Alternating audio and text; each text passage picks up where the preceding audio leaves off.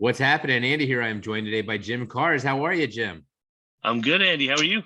I am great. Great to see you. And if you sit up a little higher, we can see that Yeah, Maryland you've got your shirt. your Maryland shirt on, your alma mater that won a national championship in men's lacrosse yesterday. Yes, we did. National champions, undefeated Yeah, season, beat Cornell, my local Cornell team, a little farther down the road in Ithaca. So a wonderful close to a good season. So yeah, absolutely. Yeah, you and I saw each other at IBPI. Was in Orlando a few months ago, and we chatted a little yep, bit. And we talked about early on in the during the pandemic, we had you on the show, and you had some just awesome advice. We had a great conversation on some.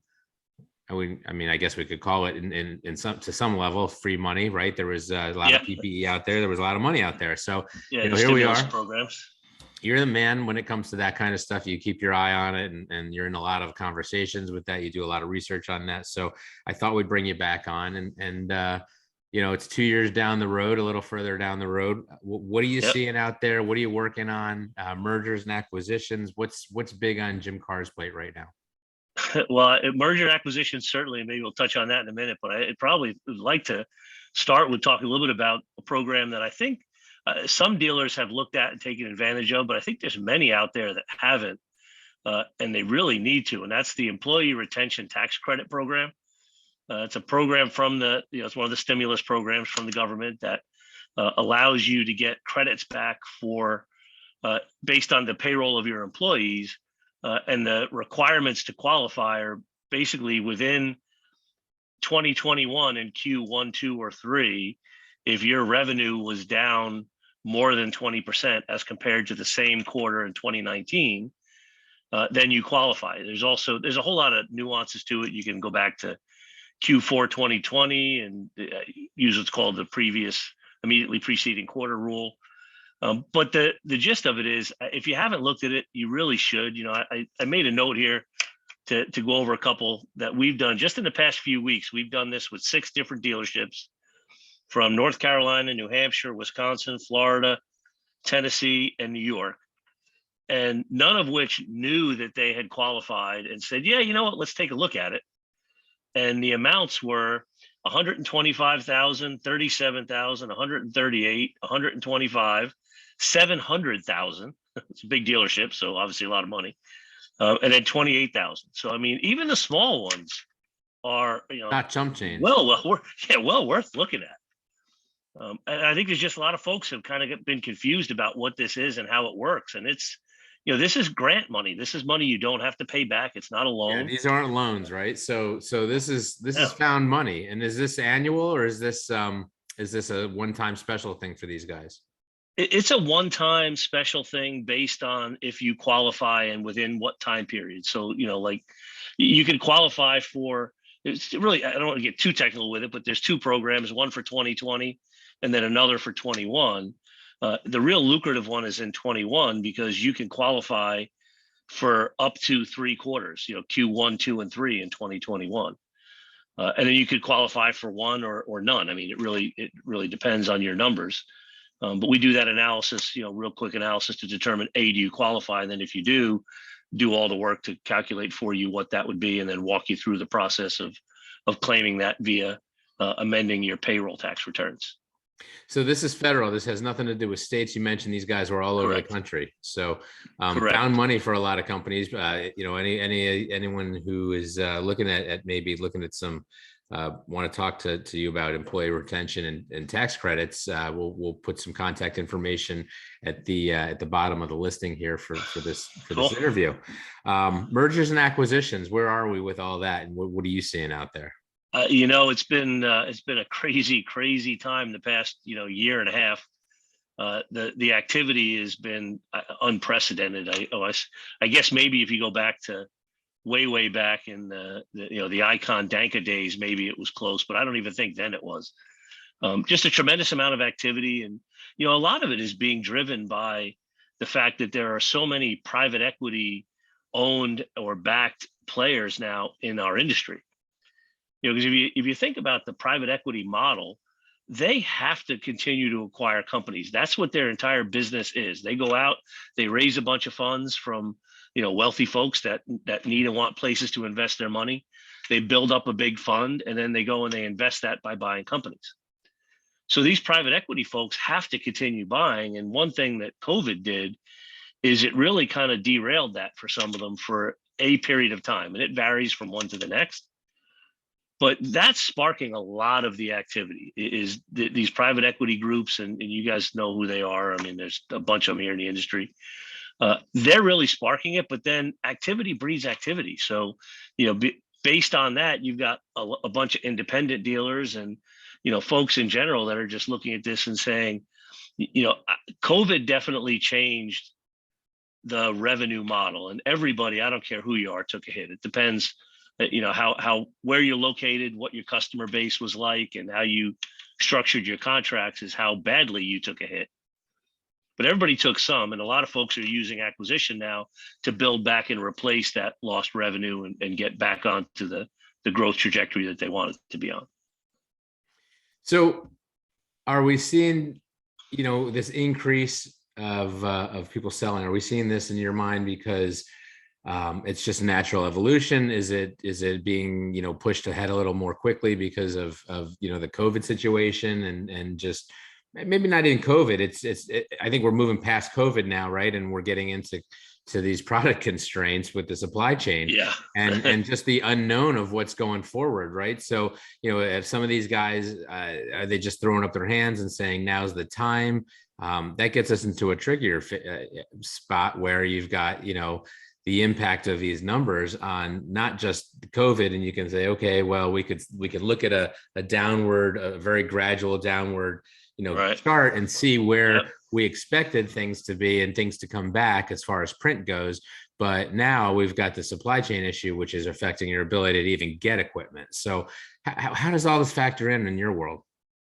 It's interesting. Just the first part of the question, are there folks that are kind of throwing their hands up and saying, I'm ready to exit now because of this? I will say, COVID first was definitely a reality check for some folks that started to look at this and say, maybe refigure what their priorities are. And some folks said, I want to get out now because of that. Then we follow it with these supply chain issues that have just made it that much harder to do business, and you can't get product. That has certainly, I think, spurred some folks to say maybe it's time to look. But then beyond that, I will tell you that this supply chain issue is something that, we've had to deal with in every transaction over the past 6 to 8 months, in that, everybody has a pretty substantial back order list of product that they can't get because of the supply chain issues. And if you weren't able to get product, it means you weren't able to invoice it, which means it's not on your financials and it's not factoring into the business value from a financial standpoint. So we've had to get creative in how to handle that, either to get buyers to be willing to look at what would that impact have been and count that towards an overall value, or figure out how to get compensated on the back end of it. And it's varied from deal to deal, but it's definitely a significant piece of the puzzle now, where it really wasn't before. There was always a couple of orders that would be hanging open, and maybe it became a one-off negotiation on how to handle those. But now it's a very big piece of the puzzle where it never had been. So that obviously impacts your ability to negotiate the value of your dealership, right? I mean, you've got some monster dealers, you've got some, maybe you've got a school district or a university or something that is waiting on 1,400 units, and you're trying to sell your dealership. Yep. So I guess, you guys probably, I would think you figure out some language to put in there in case that things don't work out with that kind of deal. But, how is this speeding things up, and what's going to be here going forward? You're seeing dealers who, they're selling for all those reasons that we talked about, but the fact that they can't get this equipment, the fact that they, they're trying to pay people who are selling the equipment, they're trying to keep their staff, you're trying to keep people together while you're trying to negotiate this deal. What are you seeing as far as that? What's the value, what's left in a dealership when, well, I've got these books and here's a bunch of deals that we haven't closed that we hopefully will close, and here's our people who were, going to pay when we get the machines. It sounds like a like a bad song almost, right? Yeah, and each deal kind of takes on its own life, and you've got to look at it, negotiate those pieces separately on a deal by deal basis. But it's a huge factor. It does change the timing. In some cases, it actually has delayed the timing where folks have looked at it and said, I've got this huge amount of backlog business that when I get this in and build, it's going to change my financials dramatically, and maybe now's not the time. So from a seller perspective, there's some that would say maybe I want to wait and hold off a little bit. But then depending on the appetite of a buyer, if you've got a buyer who really wants that business and wants it today and doesn't want to wait 6 to 12 months, that's where the negotiation comes in. Well, then let's talk about these dealers who are in a position to wait, right? I mean, we look back in 2020, 2021, people had money in the bank. We got paid a ton of money in this industry, and probably a lot of industries, with free money that the government didn't ask, these loans that were forgiven. And so people had, in our industry, their most profitable, maybe not their biggest revenue years ever, but you saw it, their profits were through the roof, right? Their techs didn't go out. Absolutely, yeah. Half of their staff was furloughed. They didn't have payroll. So and then they got free money. So here we are, a year, 18 months in front of that. They're not going to get those checks again. You're helping them with some of this employee retention credit, but that's not the same type of money we were talking before, right? The profits won't be there. And then on top of that, your customers are back, and you can't close deals because you've got no inventory. And you mentioned everybody's got those problems. I'm going to tell you, going forward, the next six months, I think, from what we're hearing from OEMs, the shutdown in China that's going on right now, this is really going to drag out, and it's going to, I think, it could be the death blow for some dealers, right, who are trying to pay their bills, trying to pay their employees, and you've got no inventory, you've got nothing to sell. Yeah, I will tell you this: it's kind of the age-old story of the strong get stronger and the weak get weaker. That I will say that there are a lot.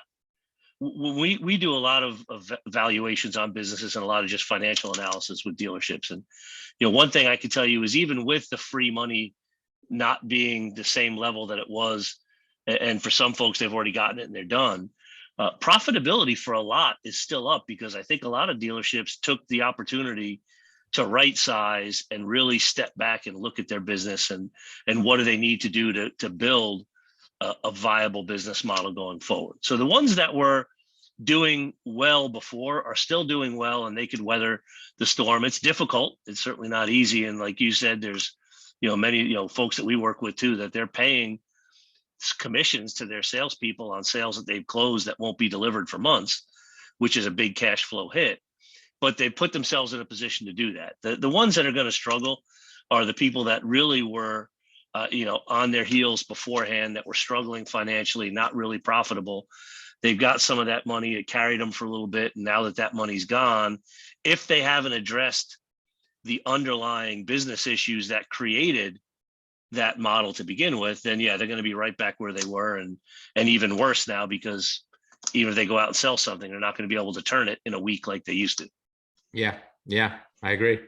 So let me ask you this before we wrap up. Is this the time for dealers to batten down the hatches and get ready for a rocky next 6 to 12 months? Or is this the time to, go forward and rape and pillage, pardon those terms, but, find those bargains and maybe even take more debt on? Or I don't know. I mean, I don't know what the answer is, but is it a time to be conservative, or is it a time to, turn it into the wind and all steam ahead? I think it really depends on who the dealership is and who's at the helm of that dealership. Personally, I tend to lean more on the conservative side. So, not that I wouldn't be going out and investing, because I think it is a great time to invest and build, but I think you got to make sure you do it with a smart business model. And then I think for others, it is, time to kind of batten down the hatches and make sure that you're not overspending and that you're not creating a business model that's not profitable. It's sustainable. That's the biggest killer. Yeah, that's the biggest killer. I mean, one of the things that frustrates me, a pet peeve of mine, is accountants that talk their clients into trying to run a business to not pay taxes. And the only way to run a business and not pay taxes legally is to not make money. So if you set up a business, and by the way, it's easy to make a business not make money. It's hard to make a business make money. But if you're making money, you can weather the storm. If you're not, then you tend to be in trouble. So I think it's really get a good, strong business model in place. And if you've got that strong business model, then yeah, pour the coal on the fire and keep it going. If your business model isn't as strong as it should be, don't kid yourself that throwing a whole bunch of money at it is going to all of a sudden change that. The model has to get fixed if it's not right. That makes sense. Jim Kahrs is a big help for the dealers, big consultant.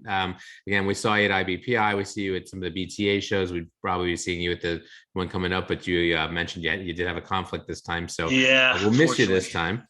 Yes, I will miss you in Chicago, but I'm sure it's going to be a great meeting for BTA there. It will be a great meeting. Always great catching up with you, Jim. And I will put your contact info in the body of the below or above the video here. Just if anyone wants to get in touch with Jim, Jim is available for consulting. And you know, there's a lot of big name dealers out there. I don't know if you're allowed to say who's working with you, but there are probably not. some really good ones out there, and for good reason. So it never hurts to have a conversation, talk about, you know, mergers and acquisitions, at the very least, find out about this retention credit. Jim would be happy to discuss it with you and help you guys get that money that's sitting there and waiting for you. So Jim, thanks so much. Yeah, thank you. And thank you for everything you're doing. You do a great job for the industry here, keeping everybody in the know of what's happening. So thank Jim. you for that. Appreciate it. You take care. Go Terps. You too. Yeah. Bye.